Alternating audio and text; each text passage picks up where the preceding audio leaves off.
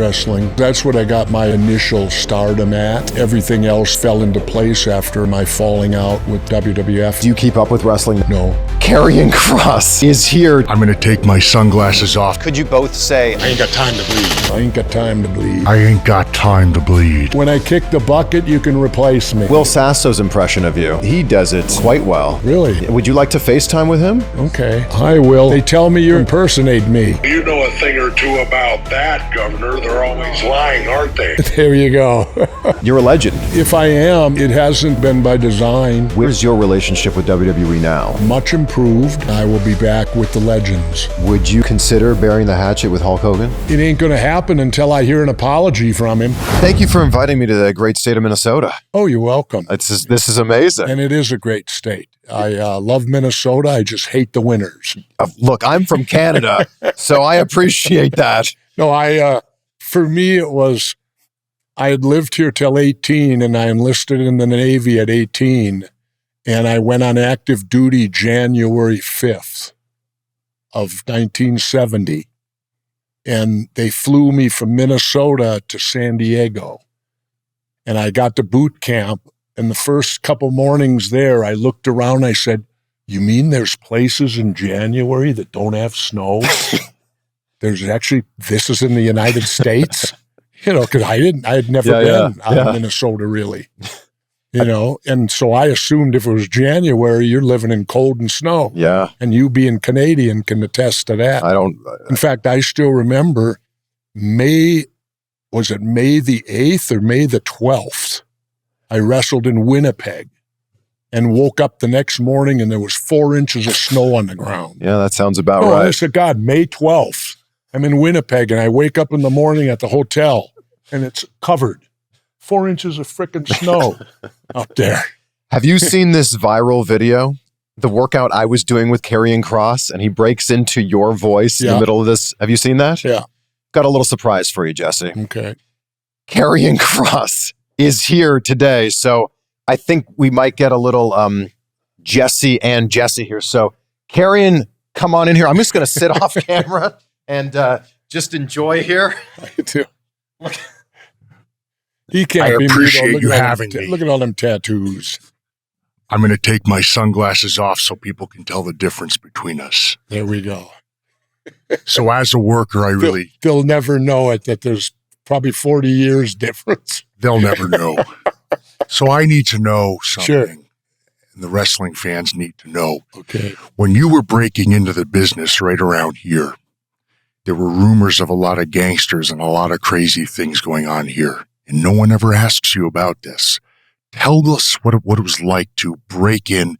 How crazy was the scene when you were getting involved? In wrestling? Yes. I don't know if it was truly that crazy. I know I had initially contacted Vern Gagne, and I received a letter back from him. I listed my whole resume, what I had done. And he told me that at the time he wasn't running a camp, but if he did run another one, he would invite me. Well, I was at college with my college buddies, and we were going to the matches then. And it was when I got influenced by superstar Billy Graham. And without Billy Graham, there would be no Jesse Ventura. I say that unequivocally. Without superstar, there would not be me. And so we were just looking, and I saw a little ad in the newspaper. Pro Wrestling School, 7th Street Gym, which was down on 7th and Hennepin, right in the heart of downtown Minneapolis, down in the basement. And if that's what you're referring to, which I assume you are, it was kind of the mecca for, do I say, a few unsavory characters? In fact, my wife at the time, who was my girlfriend, she didn't even like going down there. She didn't even want to walk into that gym because she said she'd look around at these guys there and go, who are these people? So it was, and then of course I met Eddie Sharkey, and Eddie's a bit of a, Eddie earned a living. God, he's still alive, so I don't dare defame him. But let's just say Eddie, you could buy things from Eddie on discount. I guess that's the best way that I could word it. What do you think of Eddie had a way that he could sell to you like vitamins and protein and all that stuff. And he could beat the prices in the stores by about 50%. What do you think of Karrion's Jesse Ventura? I think he's very good. You know, I not be the judge of it. Why not? Because It's you. that ain't right. You need to have independent people judge it. Could you guys both say, I ain't got time to bleed? I ain't got time to. You got to do it with your teeth, though, little. I ain't got time to bleed. I ain't got time to bleed. Yeah, there you go. You got to teeth that one a little. And the good story about that, it had been cut. Why? Because at the end of all filming, you'll learn this on big pictures like that, mega pictures like Predator was, panic sets in Okay. because of the budgets. And all of a sudden they're getting to the end of shooting and they don't want to go over budget because then they got to go to the people and get more money. And that becomes difficult at a certain point. Yeah. And so they start lopping scenes off. That happens in wrestling. They started lopping scenes off, cutting that out, they had cut the bleed scene. And I was upset because Richard Chavez, who was Pancho, Yep. we were the two legitimate veterans. Richard had served in the Army and I'd served in the Navy. We wanted that scene together. Yeah. Just because of that. Yes. We were veterans. And I'll never forget, they called me early in the morning at about 7 or 8. They said, Jesse, can you get out to the set in an hour? And I griped. I said, I'm on hold. I'm going to the pool. You know, because they had me on hold that day. Sure. And they said, no. They said, Arnold's sick. The only reason Bleed got shot was because Arnold got sick. Holy cow. And see what happened then, they can't sit around with dead time. Nope. Time is money. So they resurrected the Bleed scene. They said, you and Richard get out here within an hour and we'll do it. And so we did the scene, and I knew it would end up in the film because John McTiernan, the director, he was a very unemotional director. Mhm. He when he got what he needed, he walked on. He moved on. And you learn that in that business, that directors are different that way. And but that morning when we did the Bleed scene, when we got all done with it, McTiernan turned and walked away. And as he was walking away, he burst out laughing. And I knew right there, oh, this is going to be in the film, because if I can make McTiernan laugh, Yeah. if we can get him, and it needed it. We had just gone through this massive, for lack of a better term, murdering all these guys, blowing them up, destroying them, you know. Well, you needed something to lighten the, Some relief. yeah. Yeah. Release on the film. You got to get a humor scene in there. And so the Bleed scene fit perfect. And then it turned out, I'll brag and say I stole the film from Arnold, because that's well, just like in Terminator, Arnold had I'll be back. Yep. That became the signature from Terminator. I'll be back. Well, the signature for Predator became I ain't got time to bleed. No, for real. It's true, though. Not to kiss his ass because he's here. Karrion's back, not Jesse. I had to give it a break. The master is here. But No. like when you're on set with stars and you're breaking in, if you can do something that people remember so many years later, that's a big deal. Oh, That is a huge. big deal, especially him. Huge. And you know, and to have the line of the film in the end. I mean, they even, during the publicity thing, they even printed T-shirts of it. I ain't got time to bleed, That's you know, so and all that stuff, because it was one of them catch things that was kind of such an obnoxious phrase, but it worked. Mm-hmm. You know, it worked because, and then like the great criticism of the film was that I got was that they killed Blaine too soon. Everybody complained about that. That's awesome. They killed you too soon. And I had to explain to everybody, no, they didn't. Because if you watch the film truly, you'll see that when my character dies, the platoon falls apart. That's right. I was this guy bigger than life, had survived everything. Mhm. How can Blaine be dead? Yes. This guy has survived he don't die. Mm-hmm. And now all of a sudden there's Blaine. And plus, I was the only one in the film that got a funeral. That's true. I'm so glad I could facilitate this. Because, This you know, was so Bill awesome. Duke did that whole scene with me. with taking the last sip and setting it on, the flask down and covering me over. Yeah. Said goodbye, bro. It was just enough time for the audience to fall in love with the character for it to be meaningful. And they did steal a lot from me and give it to Bill. Well, that happens When all the time. when I got on the set, I almost quit because my character had changed. They changed it. But I didn't. I went through with it. But the reason, they were probably pretty solid in their reasoning because they explained it to me. They said I was supposed to be the one giving Carl all the shit.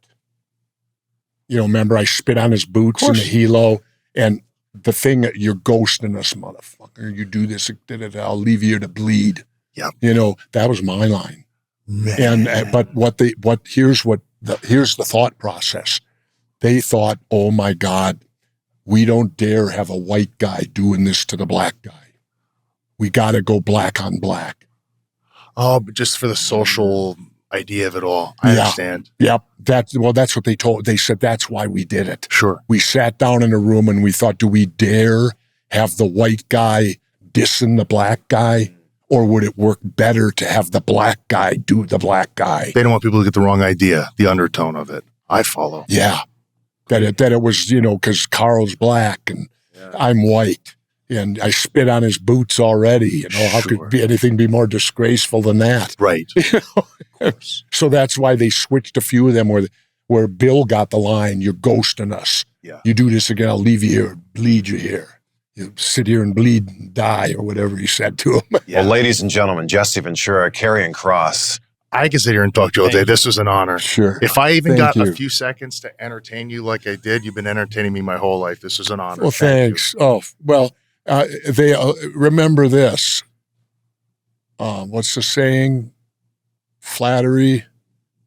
Imitation is Flattery. the greatest form of flattery, and you do that well, my friend. Thank you. You're the man. You do it too well. I'll put it that way. You do it too well. I appreciate that. I'll pop back in here. Thank you for indulging me. But it's kind of I'll tell you what. When I kick the bucket, you can replace me. Impossible. Yeah, No. come on. No. Irreplaceable. Somebody will have to. Big ass my ass? I'll bring my guys. You have yours. I got Sergeant Slaughter. And I got Ric Flair. Woo! Here's Andre the Giant. And here's Macho Man. Ooh, yeah. And Brian Myers. And Matt Cardona. They're so real. Can you tell the difference? Roster cut. Video silence. Big rubber guys. They're for real. Each sold separately on MajorBendies.com. Big rubber guys. Collect them all. Hey everyone, in the month of August, you can now pre-order Jeff Hardy, The Brawler, and Harley Race with the officially licensed NWA title. Also, you can get the very first Joe Hendry action figure of all time. Just head over to MajorBendies.com. What do you think of Will Sasso's impression of you? I don't know about it. You haven't seen it? These things. I never watched these things. Oh, he does it quite well. Really? Would you like to FaceTime with him? Who is he now? Is He's a comedian. Yeah, he's a very well-known comedian. He does quite a great impression of you. Really? Yeah. I see. I don't go to stand-up comedy or nothing. He was on Mad TV for many years. Okay. Yeah. I'll see if we can make this happen. Oh, whatever. It's Why is he from here? He's not from here, but he's well known online for doing. Well, see, that's what you need to understand and have to realize is that I've never owned a cell phone. How are we supposed to get in touch with you? You don't. Oh my gosh, Will, hello. Good morning. Here, I have a friend here I'd like to introduce you to. Hi, Will. How are you today? Hello, Jesse. How am I doing? Pretty good. They tell me you're a comedian who likes to impersonate me. Well, you know a thing or two about that, Governor. They're always lying, aren't they? Always look at it like this. Imitation's the greatest form of flattery, so thank you. Well, sir, I can say, even though I'm not using my voice, that this is an absolute thrill of my life because you're a hero of mine. But past that, I should also say in that I'm speaking in my voice that I'm a hero of mine because I'm Jesse Ventura. There you go. Well, Will, good. I got two thank guys to take my place Dude, when I die. Thank you, sir. You're the best. This was all Chris's idea. I'm sorry. Okay. Thanks, Will. I'll call you later. Sorry, it was Chris's idea. It was Chris's idea. Thanks, buddy. I'll talk to you soon. I'll tell you that right. You are, thank you, Will. You're the best. I mean, you're a legend. You're a legend. Well, if I am, it hasn't truly been by design. What do you think most people know you from? Is it from being a wrestler? Is it from being a commentator, governor, actor, TV host? What do you think it is? Wrestling. I think that because that's what I got my initial stardom at. Mm. And then everything else fell into place after I had my falling out with the WWE or WWF at the time. And I had a short stint with WCW till Hogan arrived. And then I got the axe. Got backstabbed good by Eric Bischoff. Where's your relationship with WWE now? My relationship with them now has much improved. We are on the verge right now. I can say this, that contracts have been written, contracts have been agreed upon, and all it requires is 2 signatures, one from them and one from me. Okay. And I will be back with the legends. Wow. Do you have a time frame on this? Fairly quickly. Oh, my goodness. Fairly quickly. That's amazing. I think, because time is money. What changed? Is it that Vince isn't there?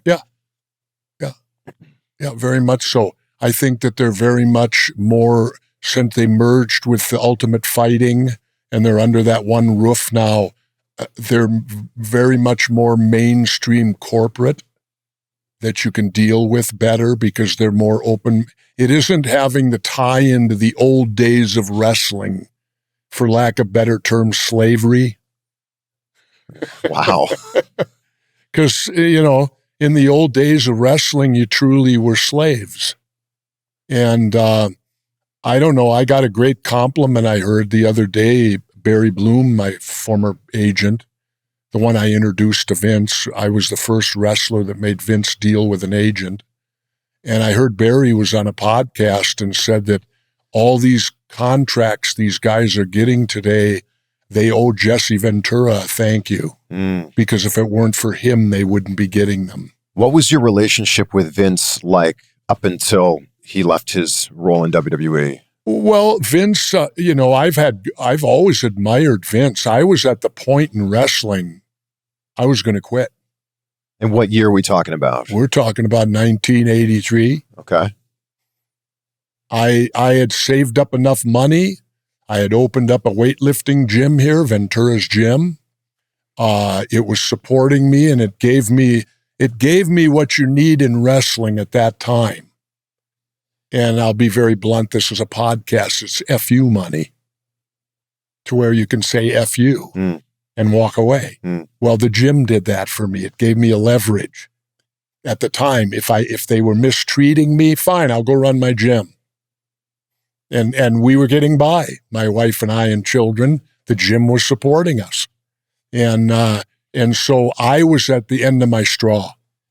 So when I made the final jump from the AWA to the WWF at the time, I did it fully knowledgeable this would be it. And I simply said, Vince, I want you to guarantee me 6 years. And he did, because I ended up 84 to 90, right on the button almost. 6 years before he fired me. So why couldn't you come back sooner? It sounds like your relationship with Vince was okay. Well, we did work together when we did a cross promotion for Conspiracy Theory, where I came on and broadcasted with him again that one time. Yeah, that was great. Hearing you back on commentary. Yeah, and we did that. So Vince and I were not totally adversarial. It's just that he couldn't have me around, because I'm the proverbial stallion that's outside of the corral. He has to have everyone in the corral. That's why I was fired. I owned the rights to Jesse the Body Ventura.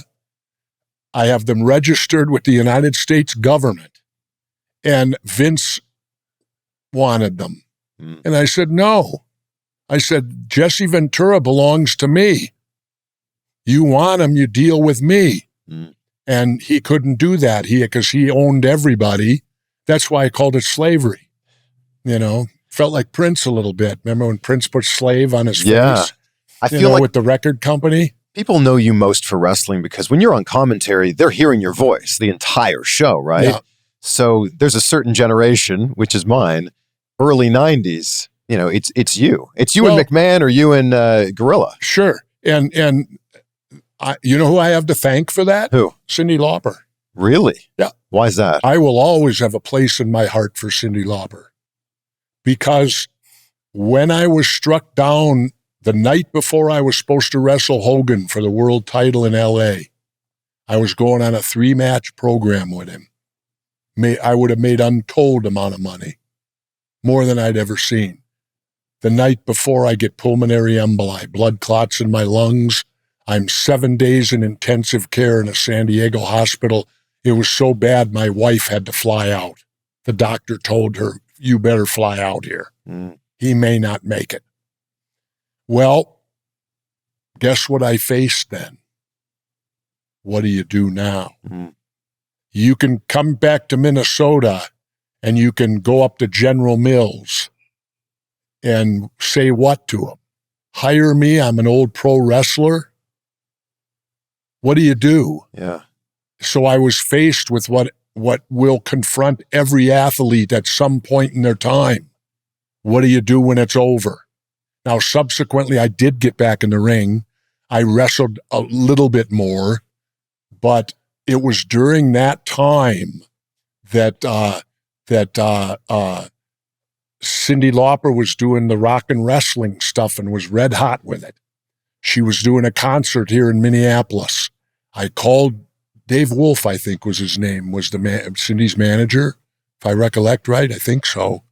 I called up Cyndi and Dave and asked, because what I had done in facing down that my career could be over, I had 2 little children. I had my, the gym was, still viable, but, what was I going to do?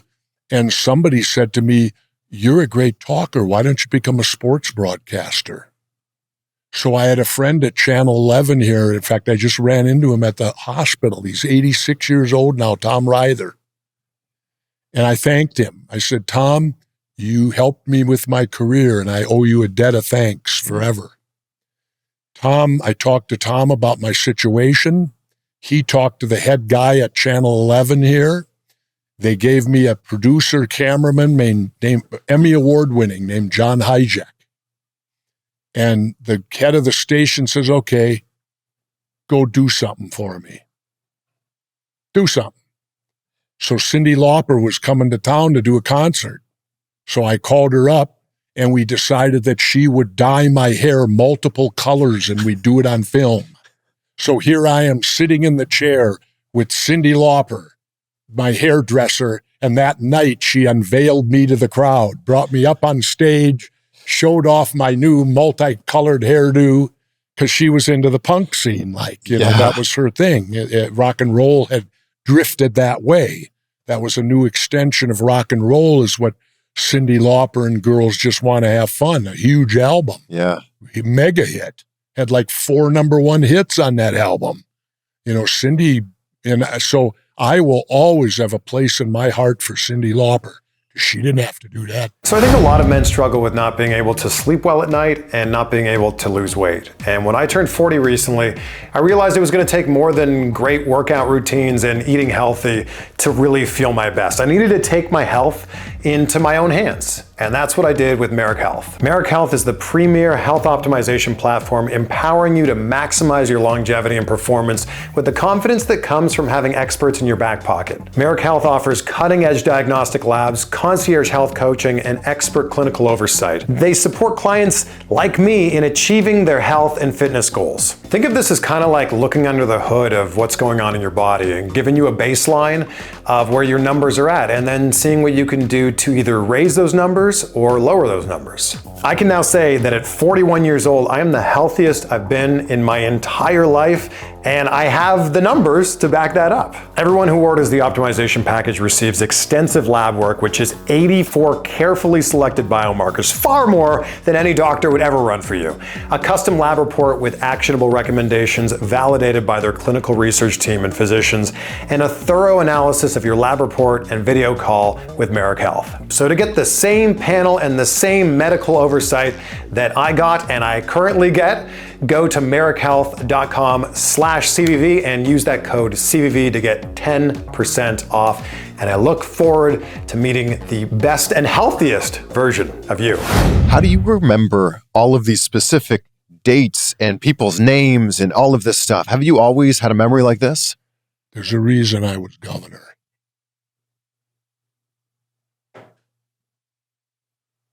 What is it? And you just said it. You said it, I didn't. Mm. And I'll tell you right now, and I say this not bragging, I'll tell you this right now. If I had ballot access in all 50 states and I were allowed in the debates, I'd be the next president of the United States. Are we talking now or back when you were right governor? Now. Wow. Would you want to run for president?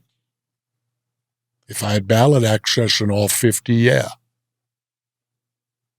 See, I have an objection to one of these candidates, and I object to him, and I can say him so you know who it is now.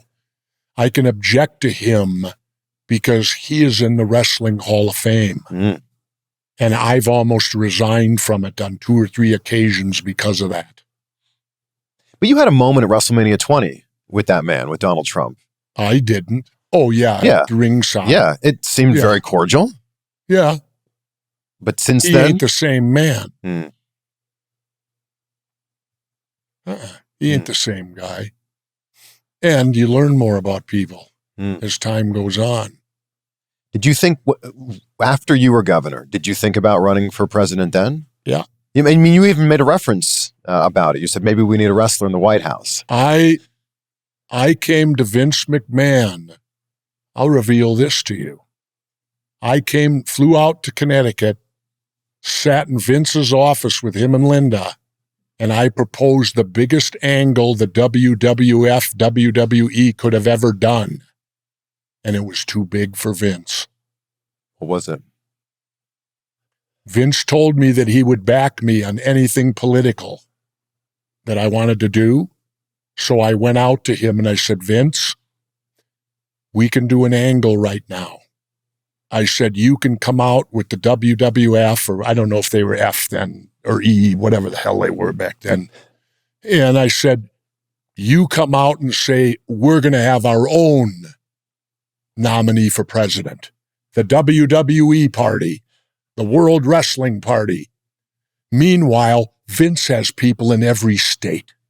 He can send those people and get ballot access and do what's required to get on the ballot in all 50 states. He could do that for me. I said, then you work the angle, Vince, where everybody thinks it's going to be you. You're going to be the nominee. Yeah. But we do something where I come in and say, bullshit, I'm a governor. I'm the natural WWE candidate for president. Then you do a schmaz where Vince and I get 2 wrestlers to represent us. Whoever wins gets the nomination. My guy beats Vince's guy. I then become the nominee of the World Wrestling Federation for president, and I have ballot access in all 50 states because Vince could have did it. I can't even vote because I'm Canadian, but you would have my vote, sir. Well, here's the part that pissed me off and where I lost, where Vince and I big time separated. I flew home. He didn't even bother to call me to turn me down. I thought that was the most disrespectful thing. First and foremost, when I flew out there, he made me wait an hour. And I'm the former governor. I'm out of office now. And then I shoot him this angle. If he'd have just called me and said, Jesse, it's too crazy, it's too hokey, I don't think we can do it, I would have said, fine. I gave it a try. But he didn't even call me back. That was so disrespectful to me as Governor Jesse Ventura, as Jesse Ventura the man, and as Jesse Ventura who made Vince a ton of money. When was the last time you spoke to Vince? I don't know. We're talking a long time ago? Well, probably that last thing I did. Oh, wow. So that would have been, it was like 2010 or something. 2010, The conspiracy theory was out in about 2012 or whatever it was. Do you keep up with wrestling now? No. It's hotter than it's been in a long time. They say that. Yeah. But I have my critique of it today of what I don't like about it. What's that? Well, what I don't like about it is you have a bunch of creative writers sitting in a room and they're creating Marvel comic book characters. And they're creating the character and then they're going out to a pool of bodies and they're saying, okay, who can be this character? Who do we plug in to be whatever? My day, you were responsible for getting yourself over. And I think that is far better. It is far more creative, especially with a person like me. I'll never forget the first night of Saturday night's main event.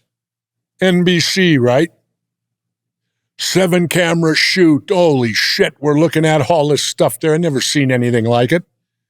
There's the big desk, Vince's spot, Jesse's spot, and there's these 2 big, huge notebooks up there. And Dick Ebersol's there, right? You know Dick Ebersol, right? Yeah. I walked up and I opened this up and I start reading, Vince says blah, blah, blah. Jesse says blah, blah, blah.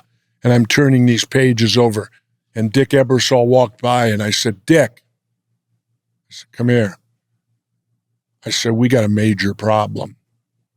He goes, what's the problem? I said, what is this? He said, that's your script. I said, oh, really? I said, Dick, you really believe? Here's my exact words to him. I said, Dick, 2 years ago, NBC didn't give a rat's ass about wrestling. I said, now you're going to tell me that you have somebody qualified to write for me? You have no one who is qualified to write for me. No one. And I said, and the sooner you learn that, we will be successful. But I said, if you think that that you have some writer who can write for Jesse Ventura, you're sadly mistaken. Because I said, you have no one that can do that. Why? I never knew a finish. I never wanted to know one. I wanted to react to what I saw. How many of your iconic lines on commentary were you thinking about in the days or weeks before? Never. Never? That's spontaneous. Oh, wow. There is nothing. I didn't rehearse nothing. I didn't want to know finishes. I didn't want to know the angles. I needed to know the angle to put it over. Sure. But as far as what the result was going to be, I wanted to see it when the fans saw it so that I could properly respond to it. If I know it beforehand, then it's made up. It ain't real. The way you'd say, shut up, McMahon, was so good. Well, I often told people I had the greatest job in the world then. Because when I had quit the ring, I only had to work 1 day every 3 weeks. They'd fly me to Connecticut. I'd go into the studio and Vince and I would lock in there and we'd pump out 3 shows. And then I'd fly home. That's pretty great. And I had 4 pay-per-views, which I paid separate for. So I'd get my 4 pay-per-views, Mania, SummerSlam, whatever they all are. And I'd do the 4 pay-per-views and do 1 day every 3 weeks. Do you know how bad it got? I had to quit playing golf because I was doing it. It became an obsession. I was playing golf 4 to 5 days a week. And I finally said to myself, there's more to life than a golf course. God, you're only 40. You can do this when you turn 60. Yeah. NordVPN has been a lifesaver for me. And have you seen how much you can save on pay-per-views when you change your virtual location to a place where maybe those pay-per-views cost a little bit less, or perhaps a lot less. UFC pay-per-views in the US are $79.99. Boxing pay-per-views are right around the same. So use Nord the next time you want to watch one of those. There's also an added layer of peace of mind when I'm accessing websites around the world. It gives me a lot of security, which is something that I don't think that we think about enough. And it costs about the same as a cup of coffee per month. So if you want to check out NordVPN for a limited time, go to nordvpn.com/CVV and you can access our exclusive deal, which gives our listeners a huge discount plus 4 extra months, and there's no risk with Nord's 30-day money-back guarantee. So check out nordvpn.com/CVV or just click that link down below in the description. Would you want to do more commentary? I don't think I could. Of course you could. I don't think I could today. When you plugged yourself back in the last WWE appearance that you made, it was like you never missed a beat. Well, you have more confidence than I do. Because I don't think I could today because I don't like the stuff. You know what else I don't like today? There ain't no Mean Gene. What do you have today? Oh, they both come walking down these ramps. They stand in the ring and yell and scream at each other and then start cutting meat and beat the shit out of each other. Well, it's so predictable. You've got backstage interviewers there, but no one will ever fill the shoes of Mean Gene. No, they are not backstage interviewers. They are rehearsed. They're turning wrestlers into actors. They're giving them scenes with lines. I never had a line, not even from Vern Gagne. I'd fight him, and he'd try to put words in your mouth all the time. Nobody knows me better than me. And nobody can write for me. Simple. What do you remember about early days when Brock Lesnar was in WWE? You came down to the ring with him. Yeah. What do you remember about that moment and about meeting Brock at that time? Well, Brock was a legend here already. You know, he came and wrestled for the University of Minnesota, NCAA champion, went and won the Ultimate Fighting. You know, was a champ of Ultimate Fighting for about a year or whatever he had it. Who ended up beating him? Jesus, it must have taken a hell of a guy. Cain Velasquez, I believe. Ooh, I don't know who did it, but he must have been a hell of a guy. Yeah. He beat Brock Lesnar. You know, no, Brock to me was a, I don't know, how do you describe, he's a phenom. He was a guy his size that can jump feet to feet. You know, jump in the air and do a complete flip and land on his feet. I couldn't do that. Couldn't even come close to doing that. Yeah. You know, I feel good because I read Tito Santana's book he wrote. And Tito wrote me the greatest compliment I've ever gotten. Tito wrote that Jesse Ventura was the master trash talker.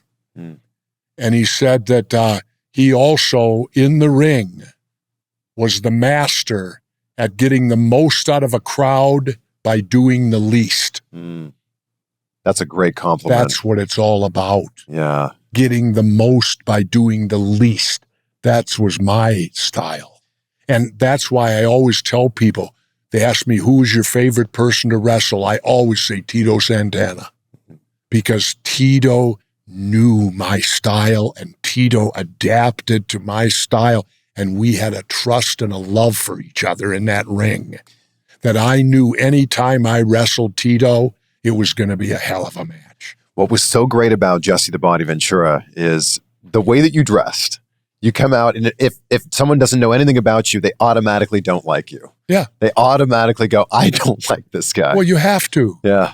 Well, that's why guys dye their hair blonde. Because for some reason, the general public hates blonde men.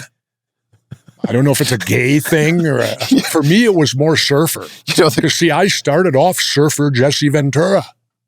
I was from San Diego, California, and a surfer. I wanted people to believe I was this blonde-haired beach bum who did nothing but, have sex with women on the beach all day long and surf and had no, qualms about life was a game. That's what I tried to present initially. And then it was Vern Gagne that named me the Body. then the outfits you were wearing, I think automatically made people go, I don't like this. Yeah, but that was true, but I was doing in a good way. I was doing nothing but copying Superstar Graham. I I openly admit it. What's your closet look like? Do you still have all of those? I think they're in boxes somewhere. Oh, so you still have them? Yeah, I think Okay. some of them, the tuxedos. Where did I get the tuxedos? I did a summer of rock and roll. And during the rock and roll, my rhythm guitarist, Bev, had a female rhythm guitarist. She was also great at tie-dye. So we'd buy these cheap second-rate tuxedos at the tuxedo store, give them to Bev, and Bev would tie-dye them. And they'd look brand new. She'd put all this stuff. She was my designer, and she was my rhythm guitar player. Do you have any fantastic stories from when you were bodyguarding? You don't even know that I'm recorded on a Hitmaker CD. This man has done it all. I'm recorded on a Hitmaker CD. Do you know what a Hitmaker CD is? I do not. That's like a promotional CD that all big artists will donate a song to. And it'll have like 12 different artists on it. And I'm on a Hitmaker CD sandwiched between Paul McCartney and Motley Crue. What? I feel like you've lived like 10 different lives. And what song am I doing? What song are you doing? I'm covering Barry Maguire's original protest song, Eve of Destruction. Are you singing it? Go to your thing and put in Jesse Ventura, Eve of Destruction. Okay, let's see. Let me see here. This will be on YouTube or what? I don't know. I don't have one of them. Whatever the hell that shit Jesse is. Ventura. Go to. I've never owned a cell phone. Eve of I've made it Destruction. my life's mission. I want to put it on my gravestone. He never owned a cell phone. I think if I last another 10, 15 years, I may be the only one on the planet. Okay, I found Jesse Ventura sings Eve of Destruction. There it is. It was Mike Clem that gave me that. Flew me out to New Jersey. I was certainly not expecting this.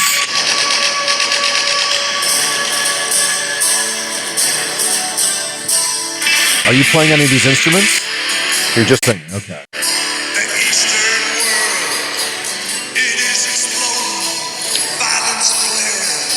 Bullets loading. You don't believe in war. But not for voting. You don't believe in war. But what's that gun you're toting? River guys, bodies floating and tell me over and over and over again, my friend.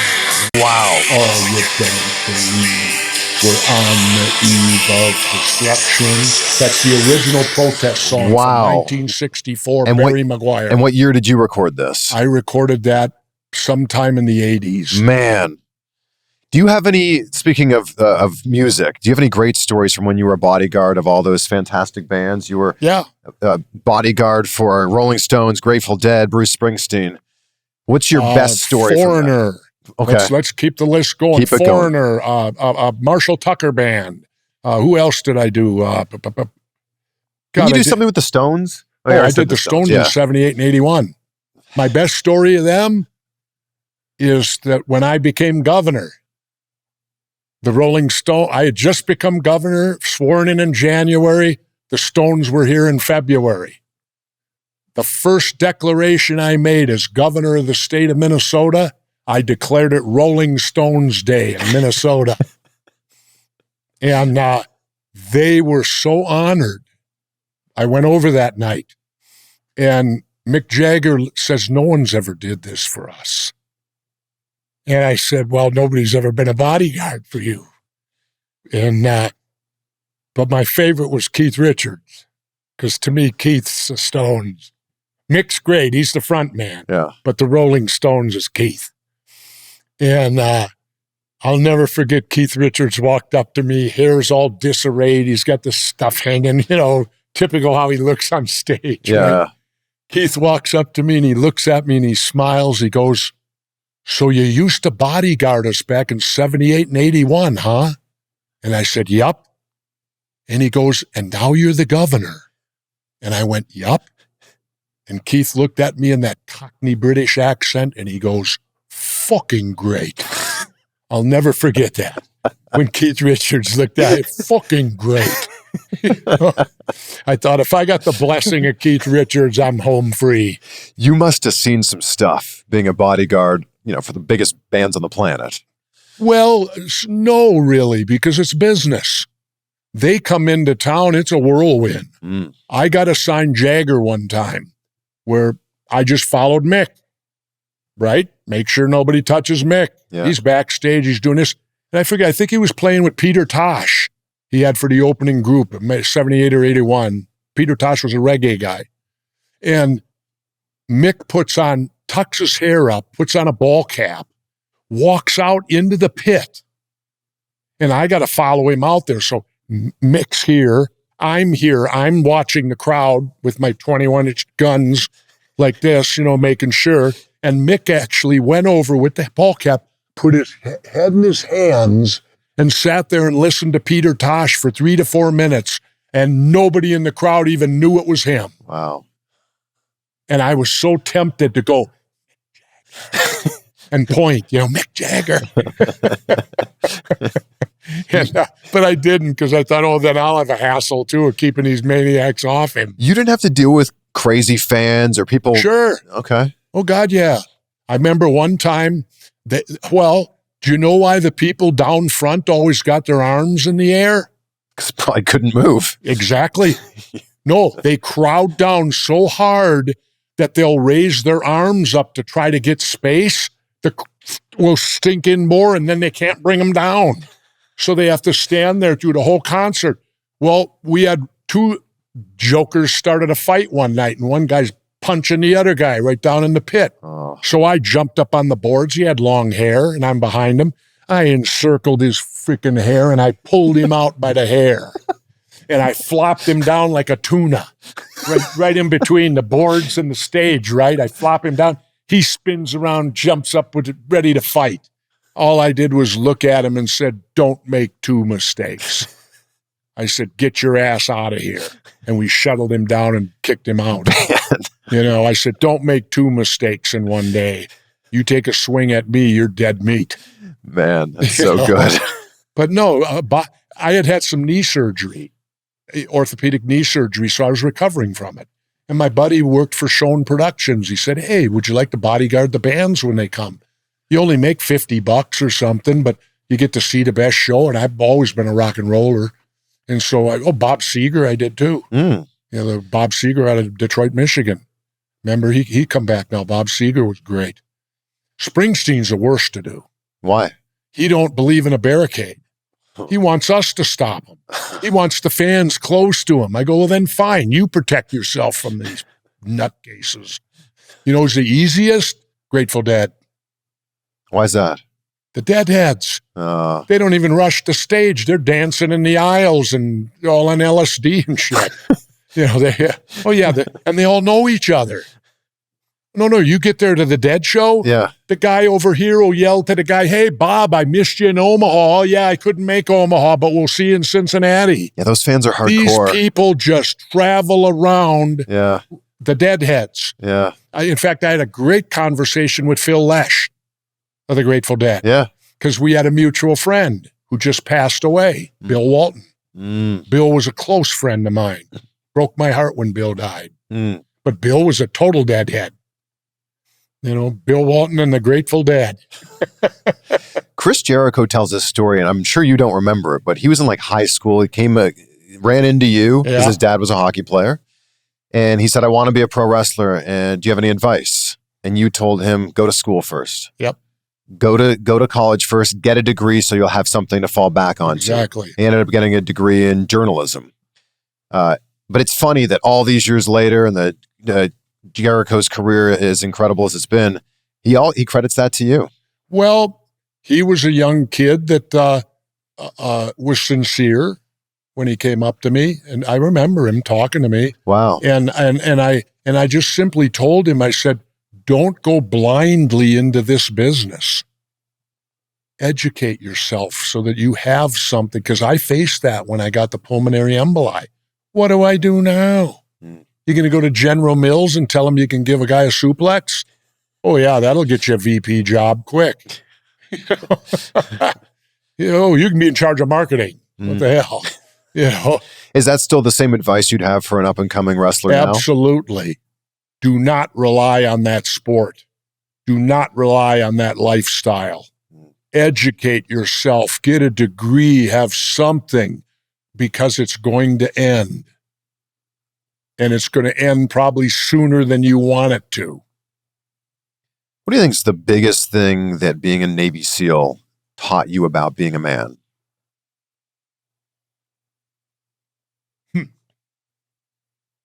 What you got?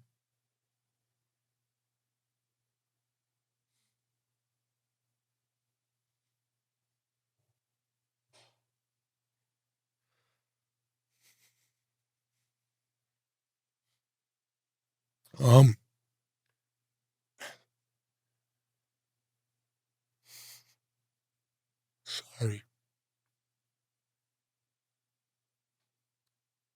I just been having some post-traumatic problems. I'm sorry. Oh, it's okay. Mine ain't over the usual, though. Mine are different. And mine are over the fact that, in fact, it reared its head this winter when I was in Tucson. I went into the Walgreens and I wanted to buy my wife a bottle of wine. And when I brought it up to the counter, the young lady asked me for an ID. And I looked at her and I said, "What?" And she said, "Can I see an ID, please?" You didn't look 21. I said, "I'm 72 years old." I said, "Why do I need to show you an ID?" She said, "Well, if you don't show me one, I won't sell you the wine." And I looked at her and I said, "You're bringing back post-traumatic stress to me." She goes, "What do you mean?" I said, "Well, nobody asked me when I was 19 years old, after being trained for an entire year, when they sent me to Vietnam, nobody asked me if I was old enough. Because here's the end of the story. When I did my first tour, 9 months in Southeast Asia, when I came back to the States, I'd been back 5 days. I went into my executive officer and I said, "I want to go back now. I want to go back to Vietnam right now. I don't want to be here." And he looked at me and he said, "What, you just finished a complete 9-month deployment?" He said, "I can't send you back. The Navy regs say you have to be 6 months out of the combat zone before you can re-enter it." He said, "What's the problem?" And I said, "Here's the problem. I can't go up on Orange Avenue and buy a beer. I can't even vote for who sent me to Vietnam." Voting was 21 then. So I was given no privileges of being an adult, and yet they sent me to war. They asked me to kill or be killed for my country, and yet then they told me I was a child. That's my stress, because you know why? It still's here today. Nothing has changed. Case in point, you will never see another LeBron James. You will never see another Kobe Bryant. Not because he's dead. You'll never see another Kevin Garnett. You know why? Because the NBA made a rule that says you got to go to college for 1 year before you can play pro basketball. And I remember Jermaine O'Neal, the big center for the Pacers. Jermaine was scratching his chin and he said, "Wait a minute."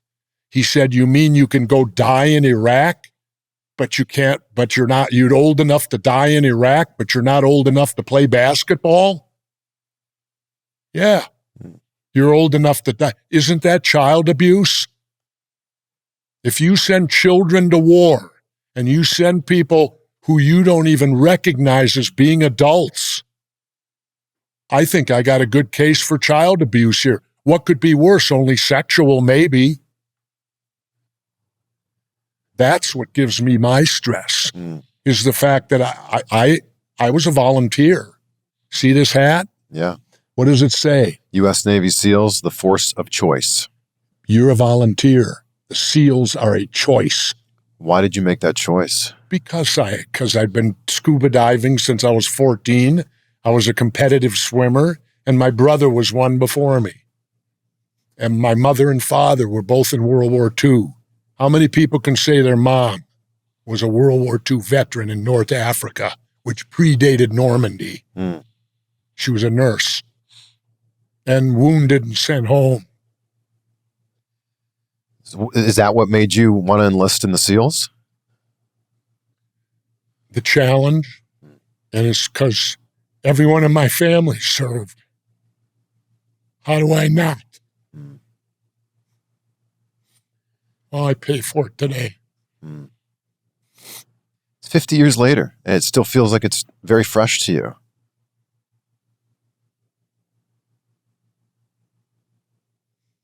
Well, it had its benefit.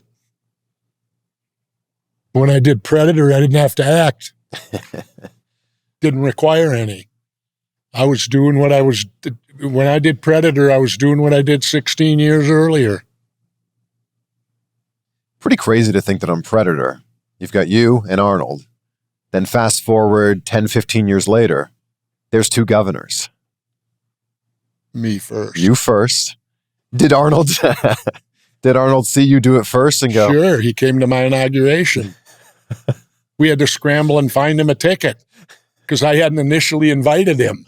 And all of a sudden he was coming, so we had to run around. God, we got to find Arnold Schwarzenegger a ticket. So he ended up sitting with my son, I think. Didn't Arnold sit with you? Yeah.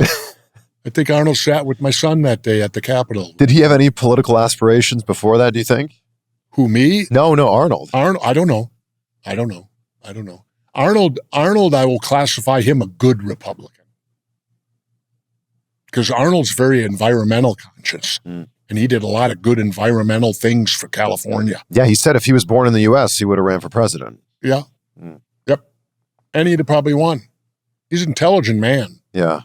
You know, but he can't, though. Right. What were the conversations like when you first met Arnold? I first met Arnold at a Saturday Night Live wrestling in New Jersey. Really? He was there, and they brought him up to the booth, and I was introduced to him right there. He was just there as a fan? I guess. I guess. He was there, and I met him there at first. And then how I got Predator, that's an interesting story. Yeah. Deals with wrestling. George Scott was the booker then. And I went, and I was underhandedly under the table working with Barry Bloom, my agent in L.A., right? Mm-hmm. And so I went up to George Scott. I said, George, book me in California anytime it runs. And George looked at me and says, oh, you like that warm weather because you're from Minnesota, huh? I said, yeah, George, I like the warm weather. You know, I gave him the excuse he needed to hear.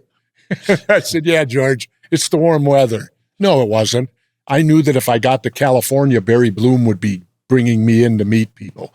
Because when Hulkamania hit big, Barry Bloom kept sitting back going, wait a minute.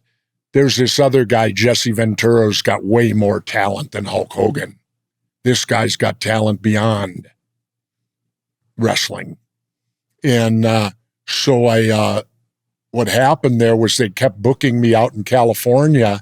And the one day I flew out there, Barry picked me up at the airport. And he said, at 2:00, we're going to go meet a friend of mine named Jackie Birch. And she's casting the next Schwarzenegger film. And he said, there's a part in there you're perfect for. He said, Sergeant Blaine Cooper, 6'4", 250-pound killer. That's you. And so I walked in at 2 to meet Jackie Birch. I had on a do-rag, 6 earrings, my big long goatee, multicolored hair. I looked as far from the military as you could possibly look. I looked like a one percenter, a biker, probably. And I'll never forget Jackie Birch, little short girl. She walked up to me and she looked at me like this and she went up and down twice. Didn't sit and said, let's go meet the executive producers. She walked me across a lot. I met Joel Silver and Larry Gordon, the 2 exec producers. And they were handshake. Hey, good. We hope you. Blah, blah, blah, blah, blah, blah. Went back with Jackie. Jackie pulled the script out. She said, read this for me. And I looked at it and I said, bunch of slack-jawed faggots around here. This stuff will put hair on your hog leg, make you a goddamn Chexual Tyrannosaurus, just like me. You know? And she handed me the script. She said, take this back and the whole script and read it tonight. Wow. Within an hour, they offered me the part, and it was a sought-after part. Everybody in California was going after that role. I had it. Wow. Barry then says, what do we do? Do you want me to call Vince? And I said, God, no. I said, for number one, Vince ain't going to take your call. And number two, I got to tell him. So here's the story here. You can have fun with this one. So I get on the phone. I've been offered the role. George Scott, George, Jesse Ventura, I need to talk to Vince. I only need him for 5 minutes. 5 minutes, but it's extremely important. I have to talk to him.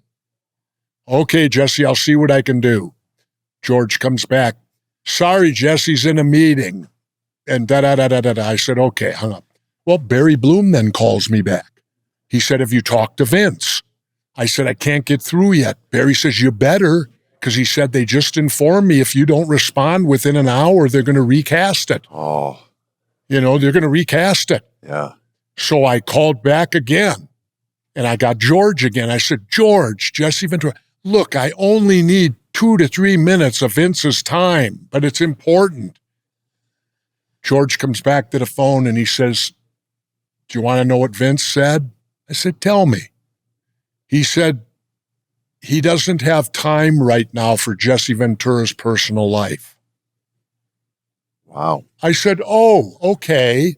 I said, that's cool, George. I said, then don't interrupt him. I said, take this to him when he has time, maybe tomorrow or the next day, whenever that happens. Tell him I've just been cast for a role in the next Arnold Schwarzenegger movie and that I'm accepting. And I hung up. So I called Barry Bloom back. I said, Barry, tell him I take it. We'll take it. Great. Boom. Barry calls me back. You got it. You got it. We're cast. You got the part. The money, the whole thing. Because I wasn't so much worried about money. It's called get foot A into door B. Ooh, yeah. You know, the money was good because it was a major, there's only about 7 actors in the whole damn film. So they had plenty of money to spread around, but it was sufficient. How did that movie change your career? Oh, immensely. Well, because we can continue with the story. So I then, all of a sudden then, I get a phone call. Vince, gee, moments ago, he didn't have time for Jesse Ventura's personal life. Now here he is calling me at home. Hi, Vince. Jesse, like Vince clears up. Well, Jesse, what's this stuff they tell me about you've been cast in the next Arnold Schwarzenegger film? I said, yeah. I said, I'm playing Sergeant Blaine. Da-da-da-da-da-da-da. And Vince goes, who's the agent? And I said, Barry Bloom. Tell him he's fired. I said, Vince, he don't work for you. How can you fire him? I said, he works. Vince goes, well, if you've got a career in Hollywood, we'll get you the best power agent there is out there. I said, no, Vince. I said, because if you get the agent's working for you. I said, I'm going to stick it out with Barry Bloom. He's working for me, not you. He's got my interest involved, not you getting me an agent. And Vince then says to me, well, you can't do it. I said, what?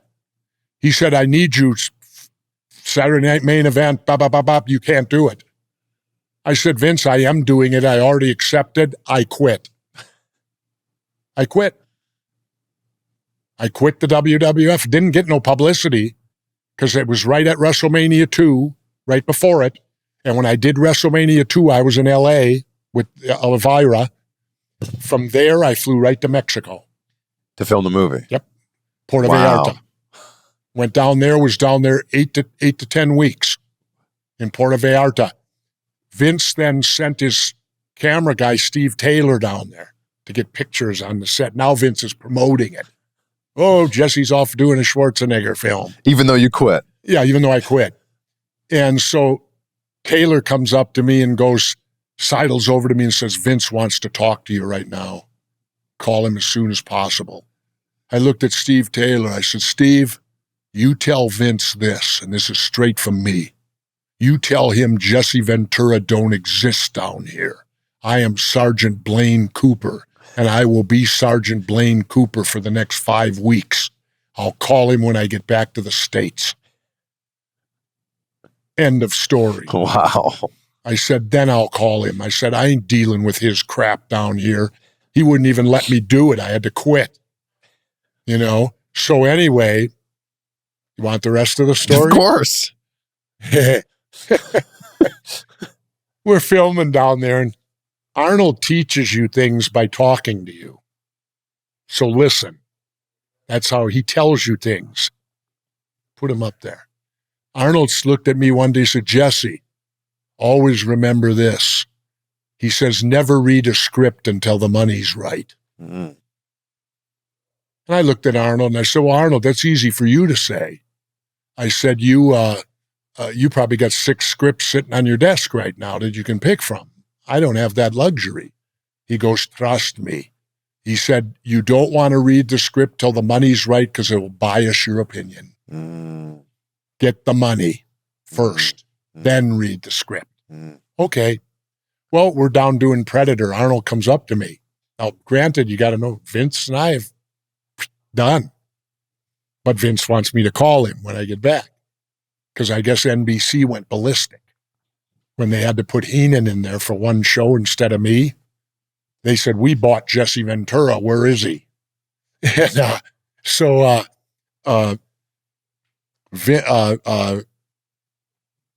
Arnold comes up to me on the set. He goes, Jesse, my next film in September is called The Running Man.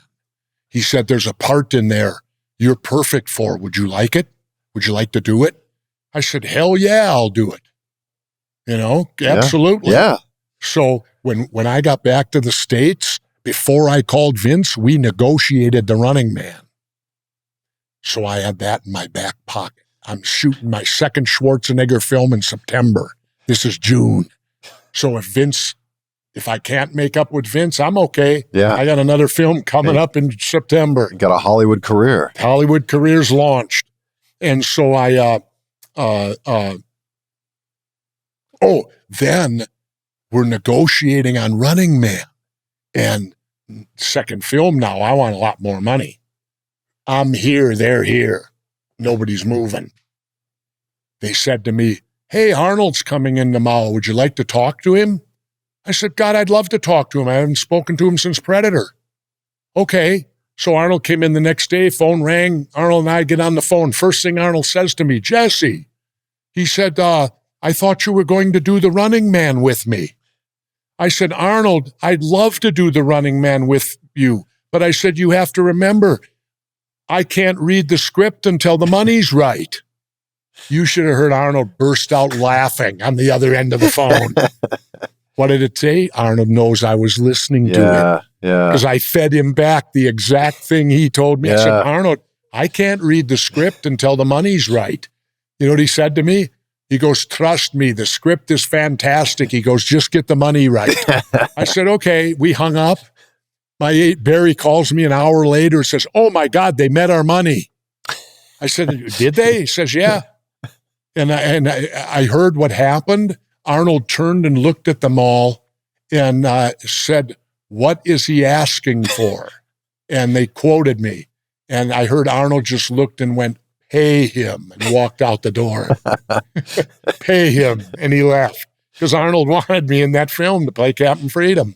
Jesse, with everything you've done over your career, what are you most proud of? The SEALs. And that's the part of me that wrestling knew nothing about. I kept it to myself. I didn't even get tattooed until I was 50. Oh, yeah. I have the Budweiser in my jump wings now. Over your heart. Yeah. Well, no, it's where you wear it on your uniform. Oh, yeah. Same spot. Yeah. But I have it because that's what made me who I am. If you give... There's a gentleman out there in his 80s now by the name of Terry Mother Moy. He was probably the most influential person on my life. He was my first phase instructor. He was the most terrifying man I ever met in my life. At that age. I was 18 years old. Moy was about 28, about 10 years older than me. And he was my first phase instructor. He led PT every day. I went into the SEALs. I was a competitive swimmer. I already knew how to scuba dive. I had a NAUI card since I was 14.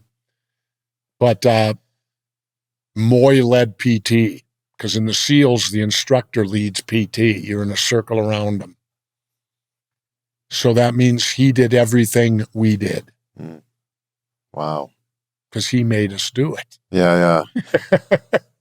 If you start working with WWE again, would you consider burying the hatchet with Hulk Hogan?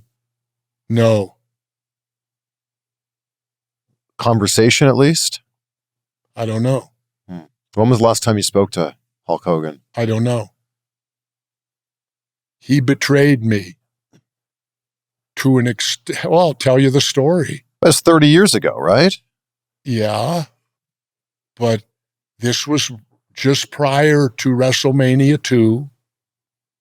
We were all in a dressing room, and there was nobody from the office. I waited, and I got up on a chair, and I told everybody, now is our time to unionize. I said, all the publicity's gone out on WrestleMania.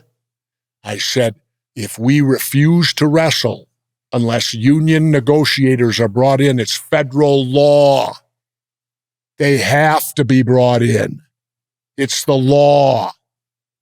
And I said, and then if we can get the Charlotte guys to join us, we can freeze them, freeze Vince, and force them to do collective bargaining, and we can finally get a union. And I gave my impassioned speech, right? The next day I go home, my phone rings, it's Vince. What the fuck? Union, da-da-da. I said, Vince, I fought him. I said, Vince, I'm not talking about just fighting you and that. I said, right now, this was 1980s. I said, right now I pay $5,000 a year for health care for my family. If we had a union, I might only have to pay $1,250. Because there's strength in numbers. Sure. I said, what about all the guys I've seen that give 30 years to this business, and in the end, they ain't got a pot to piss in or a window to throw it out of? If we had a union, maybe they could retire with $500 a month. Something. Yeah. I said, why? And you know what did it for me? I was in Las Vegas, and I got on an elevator. And you know who got on the elevator with me? Who? A great big offensive guard from the Oakland Raiders by the name of Gene Upshaw. Do you know who Gene Upshaw was? Yeah.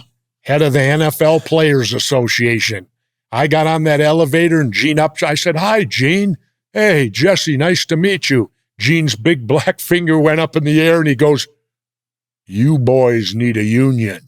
And I said, I know. Gene Upshaw sparked me and said, you boys need a union. I said, I know we do. So I stood up. I gave my impassioned thing to unionize. Vince called me on the carpet the next day. I didn't care. I was going to do Predator. And then when I came back to Vince, I told Vince, you don't have to worry about me speaking out on union no more. He goes, really? Why not? I said, I got mine, Screen Actors Guild. I said, I now get health benefits, retirement. Right now, with the little shit that I did in Hollywood, I'm retired on over $50,000 a year from SAG. I get over $50,000 a year. Still? Right now. Wow. I'm collecting it. It's my retirement. Wow. And so when I came back to Vince, I said, you don't need to worry about me. If these dummies don't want to protect themselves, screw them. I tried. I said, I got my SAG card. And I'm on retirement right now. I started at age 70. Started collecting, and I made it up to where I make over $50,000 a year in SAG retirement.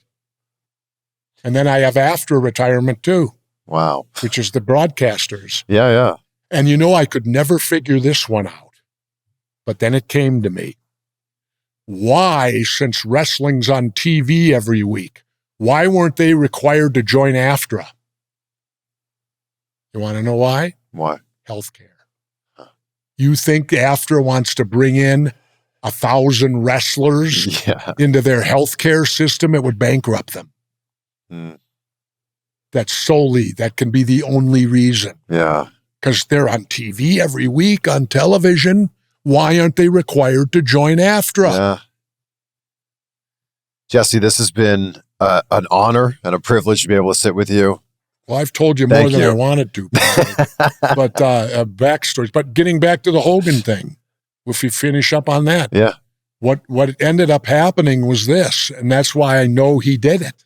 Because when I sued the WWF over royalties for videotape, I used to say to Vince all the time, Vince, how come everything I do in Hollywood, I get royalties, and everything I do for you, I get nothing? Why is that? Why are you different than Hollywood? Well, I said, could it be a union? Could that be the difference? And so getting back to what had happened was when I sued the WWF, we had to take Vince's deposition. So me and my lawyer flew to Connecticut. Now I can't say nothing because you sit in a deposition. I got to stay silent. But I told my attorney the whole story. I said, if you can find out who ratted me, who was the rat? Who was the, as we called him, what were they called in the old days? What did they call them again? Stooge. Yeah. Office stooge. That's what it was called in the old traditional days of territories. The office stooge. Who was the office stooge that stooged me to the office? Yeah. So we sat down deposing Vince, and it got halfway through, and the lawyer can ask anything. Yeah. And my attorney says to Vince, Mr. McMahon, he said, has there ever been a union in wrestling? And Vince goes, no. Has anyone ever tried to form one? And Vince paused a moment. He said, yeah. He said, I think Jesse Ventura spouted his mouth off about it one time, years ago. My attorney said, really? He said, how did you know did you hear Mr. Ventura? Talk about unionizing? Yeah. And Vince said, no. My attorney said, well, then how did you know? With no hesitation. Vince answered, Hulk Hogan told me. Now, he's under sworn deposition here. He's under sworn deposition to tell the truth. Yeah. There was no hesitation. Hulk Hogan told me. And then Vince also admitted it to Larry King when he was on Larry King, because Larry King brought it up. Is it true that Hulk Hogan's the one that ratted Jesse Ventura when he tried to unionize wrestling? And Vince said, yeah. I hope you guys can at least have a conversation one day. That was a long time ago. Well, when you have a guy who's as narcissistic as Donald Trump, it ain't going to happen until I hear an apology from him. From Hulk Hogan? Yeah. What's Donald Trump have to do with that? He's the narcissist like Hogan. Oh. Birds of a feather flock together. I see. Yeah. Well, I heard he was at the Republican convention. I already heard about that. Hogan was there. Yeah. Yeah. They had to write, if somebody wrote here, they'd have done better with Doink the Clown. No, it's in the paper here. They said Doink the Clown would have been better. That's my friend Matt, the late Matt Bourne. Jesse, I end every interview with the same question because gratitude's such an important part of my life. What are 3 things in your life as we sit here right now that you're grateful for? Well, it's going to sound so cliche, but what else could it be? I'm grateful for my. Here's something I'll brag about. My wife and I just celebrated our 49th wedding anniversary. Incredible. Congratulations. No, I mean, in the wrestling business, I was at an autograph event, and Arn Anderson was there. And Arn was bragging how he and his wife had been together 38 years. I looked at Arn. I said, Arn, you're 10 years light. I said, my wife and I have been together 48. I'm 10 years ahead of you. Arn looked at me and goes, are you kidding? I said, no. He said, you've got to be the world's record. He said, that has to be the record. First wife? I said, yes. So getting back to, I'm grateful that I have a wife that could survive wrestling, and that next year we'll celebrate, hopefully, if we're both here, our 50th wedding anniversary. Has any other wrestler ever did that? Wow. That's a question I'll leave to you. Has any other wrestler celebrated a 50th wedding anniversary? We'll have to ask the internet on that one. Yeah. And so I'm grateful for her, and naturally I'm grateful for my children. I do not have grandchildren, and I do not, how should I say, I'm not disappointed. My wife and I have talked about it, and with the way the world is today, I don't think I would want grandchildren to have to worry about them. I know that it ends with my son and my daughter. And whatever they don't spend, I'll probably have them give it to St. Jude. You know, when they leave, they can take whatever's left over and send it to St. Jude, children's, Danny Thomas Children's Hospital. Yeah. Was that three? Was that three things? No, that's two. Yeah. My wife, my kids. And what else am I grateful for? Well, I guess that I've spent a great deal of my life defying death. I'm grateful to still be alive. And we're grateful to have you. Well, I'm grateful that I still am, because I don't talk about what I did overseas, but two encounters I had that were, one certainly was life or death. And it was in Southeast Asia on a mission. And, but it wasn't from the Viet Cong. Wow. It was from a 14-foot tiger shark. I was not expecting that. Well, we're the SEALs. You know what SEAL means, don't you? Sea, air, land. We originate in the ocean. We're Navy frogmen. I had two encounters with sharks. Man. One of them was as big as Jaws, and it was before Jaws, right off of Point Loma in San Diego. And we used to swim in that water on a daily basis. Didn't even think about it. And it's infested with great whites. Man. And the tiger shark was overseas operating off a special submarine they had for us, where we could go insert and then come back out, go down to the sub and leave, where no one would know you were there and no one would know that you'd been. I've never spoken about my I kept that quiet. There's only one wrestler really that knew my background, and that was Big John Studd. And there was a reason for that. John was an Army veteran. I was a Navy veteran, and we traveled together. The two veterans. John was my closest friend. An absolute pleasure. Thanks. Thank you, sir. Yep. You're the best.